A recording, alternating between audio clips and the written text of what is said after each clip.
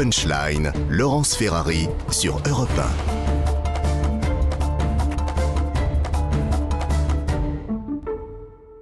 Et on se retrouve en direct sur CNews et sur Europe 1. Bienvenue à tous et à toutes si vous nous rejoignez à l'instant. On va évoquer la situation en Ukraine avec le discours du président américain Joe Biden il y a quelques instants.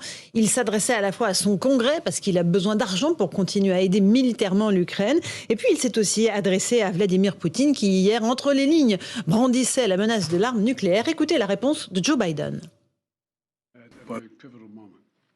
Qu'ils sont coincés, ils sont désespérés,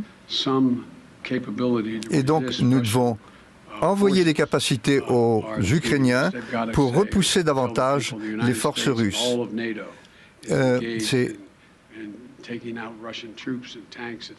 Ils sont en train de dire que c'est l'ensemble des États-Unis et de l'OTAN qui les combattent. Ce n'est pas le cas. C'est une manière de trouver un prétexte pour excuser leurs échecs.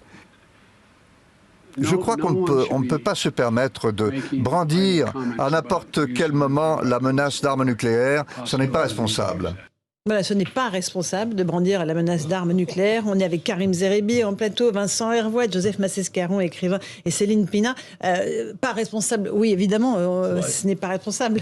Mais le ton est un petit peu moins belliciste par rapport à Poutine. Il est deux pas en arrière par rapport à ses ministres, parce qu'on a entendu notamment son ministre de la Défense, Lloyd Austin, qui, sur le terrain, a été pris, qui est pourtant un homme en général très discret, donc quand il parle, on l'écoute. Et en plus, il a une carrure impressionnante. Et quand on l'a entendu à Kiev, puis ensuite en Allemagne, expliquer quel était finalement l'objectif des États-Unis, et qui n'était pas simplement de défendre et d'aider les Ukrainiens à résister, qui était vraiment de limer les canines de l'ours, qui était vraiment d'empêcher de vaincre en fait la Russie, de lui infliger une défaite pour que jamais plus elle ne recommence. Qu'il n'ait plus jamais la tentation de le refaire, ce que vient de faire à l'Ukraine.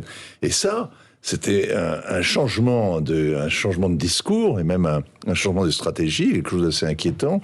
En tout cas, c'est ce corroboré. En plus, ça expliquait l'incroyable investissement que les Américains ont fait. Ça fait 3 milliards quand même de dollars qui ont été dépensés en 2 mois. Et on n'est plus du tout à la fourniture d'armes défensives ou de moyens défensifs, qui étaient les casques, les gilets pare-balles, puis après les armes, les munitions légères, puis après les armes légères. Là, on est maintenant à on livre des blindés, des chars d'assaut, on livre la France livre des pièces d'artillerie magnifiques, le César, c'est un canon remarquable par sa précision et qui tire à 50 km. De quoi permettre aux Ukrainiens, en théorie, de résister à ce rouleau compresseur qui s'est remis en marche et qui, dans l'est de l'Ukraine, est en train de marquer des points. Parce que il y a 2500 obusiers, canons, moyens d'artillerie qui sont en train de pilonner les lignes de défense ukrainiennes et contre lesquelles il n'y a pas beaucoup de résistance possible, en réalité. Donc, les Américains ont de plus en plus investi dans cette défense et désormais, on sentait bien qu'ils veulent faire tomber l'ennemi. Oui, alors c'est pas exactement la tonalité de ce qu'a dit Biden. Aujourd'hui, non. Il a demandé une petite rallonge au Congrès pour pouvoir continuer. Ça vous a fait réagir, Joseph Massescaron, quand il a dit on ne peut pas brandir la menace de l'arme nucléaire, ce n'est pas responsable. Oui, évidemment. Oui, on se rend doute que c'est pas responsable. C'est-à-dire que c'est en règle générale, pardon, la rhétorique, ne m'en voulez pas, la rhétorique de Joe Biden qui me fait... Et puis non seulement la rhétorique, mais la gestuelle. Je suis toujours très attentif à la gestuelle. La gestuelle, on dirait qu'il sort d'une partie de pêche à chaque fois. Voilà, de pêche au gros. Donc simplement... Plus sérieusement, en fait, la vraie question qui a d'ailleurs été soulevée par Vincent Hervouet, c'est jusqu'où peut-on intervenir sans entrer en guerre ? C'est là le problème, le fond du problème. Alors, vous avez en effet plein d'experts de West Point, d'experts en droit international qui vont vous expliquer doctement que c'est très codifié, que finalement ça a changé en gros depuis 1923 1924 et que vous pouvez fournir à un belligérant des armes, même des armes en effet des armes lourdes, comme Vincent l'a rappelé, sans pour autant entrer en guerre. Maintenant, cette argumentation à moi, me paraît, être un string juridique. Parce que ça ne vaut pas grand-chose. Ça ne vaut pas grand-chose par rapport à ce que peut penser Vladimir Poutine. Parce que si, lui, cette ligne rouge, qui est une ligne rouge sur laquelle, en effet, tous les experts occidentaux se sont mis d'accord, qu'est-ce qu'elle vaut ? Qu'est-ce qu'elle vaut à ses yeux ? C'est-à-dire si, en effet, il peut à un moment donné considérer que si il y a des guerres, d'autant plus que c'est pas comment dire l'entrée, enfin pas l'entrée en guerre, mais l'entrée sur le champ de bataille des États-Unis ne date pas évidemment bien sûr de l'invasion d'Ukraine. Depuis 2014, tout le monde sait que l'armée ukrainienne a été formée, bien sûr, par l'OTAN. Ils étaient été formés, c'était 10 000 hommes chaque année, en gros, depuis 2014. Ça s'est accentué sensiblement ces dernières années. Donc, il y a vraiment quelque chose. Donc, ils ont appris, en effet, à manier les armes lourdes, etc., etc. Tous ces éléments. Donc, et nous avons en quelque sorte, et nous regardons, nous, Européens, ces types de discours sans avoir, enfin à mon sens, mais je n'ai pas la connaissance de Vincent, mais sans avoir de réponse ou d'analyse. C'est-à-dire, il y a des gens qui à West Point ont dit, il y a une ligne, et puis on peut aller jusque-là. Mais rien ne dit qu'à un moment donné, Poutine ne va pas considérer... Poutine, alors oui, Vincent. La ligne rouge, c'est quand les intérêts vitaux sont menacés. Voilà. Or, les intérêts vitaux de la Russie sont directement menacés désormais. Bien sûr. Et depuis 10 jours, parce que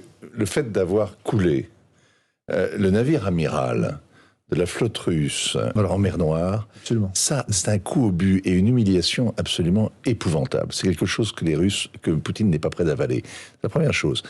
La deuxième chose, c'est que on voit bien qu'il y a la volonté de vaincre, de gagner la guerre sans avoir à la faire, du côté américain, qui s'est de plus en plus enhardi en découvrant que la machine militaire russe était complètement mitée, que c'était une sorte d'armée Potemkin, et qu'elle cafouillait énormément.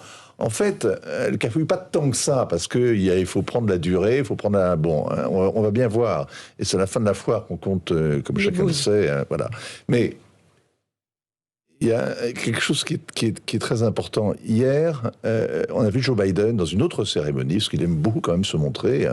Il est un peu lacunaire, un peu sénile, mais il aime bien quand même s'exhiber. Hier, il présidait les obsèques, les funérailles nationales de Madeleine Albright, l'ancien secrétaire d'État, qui était secrétaire d'État à la fin des années 90, au moment où l'Amérique est entrée en guerre directement contre un allié de la Russie, c'était la Serbie.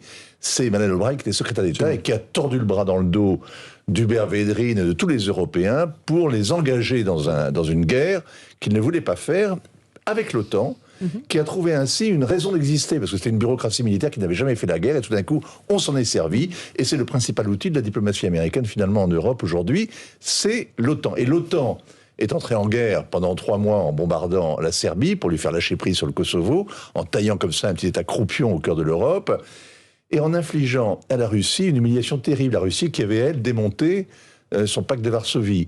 Donc nous avons... il l'enterrait hier, Joe Biden, en disant « Elle a changé l'histoire, elle a sauvé l'OTAN ». Et c'est extraordinaire, parce que là, on vit, effectivement, la riposte, la réponse russe. La guerre en Ukraine, c'est la réponse des Russes à la guerre au Kosovo. Et c'est une guerre épouvantable pour les Ukrainiens, et elle va durer. Elle va durer encore des mois, sans doute. Il y a tout à redouter. Les lignes rouges, elles sont fluctuantes, elles ne sont pas très claires. Alors que Poutine n'a pas envie de faire en sorte que son pays, la Russie, soit en guerre contre l'OTAN, il considérera que la ligne rouge n'a pas été franchie. Exactement. Alors, le fait d'évoquer quand même le nucléaire pose un problème, parce que normalement, quand vous avez la bombe, vous rentrez dans le club des pays, donc un tout petit club, très, très, très sélectif, et ça rend très raisonnable. Il y a, vous savez, quand la Chine a eu la bombe, comme Staline a eu la bombe, tout le monde s'est inquiété en disant ils vont se livrer à toutes sortes de folies. Pas du tout. La bombe rend sage, normalement. Mais, à contrario, quand on l'a, on n'en parle pas. C'est une menace sous-jacente qu'on jamais on brandit. Allez, une petite pause. On se retrouve dans un instant dans Punchline. Le rappel des titres de l'actualité. On parlera de la situation politique dans notre pays.